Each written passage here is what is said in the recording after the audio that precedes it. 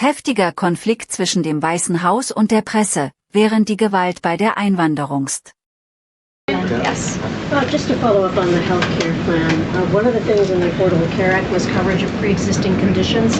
Is there any discussion or inclusion on that issue in the President's plan? The President's plan that he outlined today will have no impact on individuals in this country with pre-existing conditions. Obviously, that's a continued conversation that the White House will have with Congress, but that's not the President's intention with the great health care plan. Go ahead. Thanks, Caroline. Two questions on Minneapolis. And then you. Go ahead. Two questions on Minneapolis, one on the ICE agent, the other on the rioting. I believe last night there were protesters or rioters that rifled through an FBI car, took weapons. We had a reporter embedded with ICE who said that she saw constant harassment all evening. Can you speak to the rhetoric we're hearing from Democrat politicians, whether they are causing violence against ICE, as well as some of the headlines we've seen not including the full story? Yeah, I mean, to your first point, I think I've addressed that these Democrat governors and mayors in not just Minnesota, but in states across the country are essentially, they've referred to ICE agents who, again, are brave men and women. And I would encourage everyone in this room, and I would encourage Governor Walz and other Democrats who are demeaning law enforcement to sit down and have a cup of coffee with an ICE agent or a Border Patrol agent. These are great, patriotic men and women who have families, who put on the uniform every day and are following our nation's immigration laws at the direction of their bosses and again, at the direction of the law. They are simply trying to enforce the law. And the Democrat Party has demeaned these individuals. They've even referred to them as Nazis and as the Gestapo. And that is absolutely leading to the violence we're seeing in the streets. If you look at some of the images out of Minneapolis last night, look at this vehicle. Look at what it says. It says F ICE. You have these individuals who are putting their middle finger, proudly so, at the camera.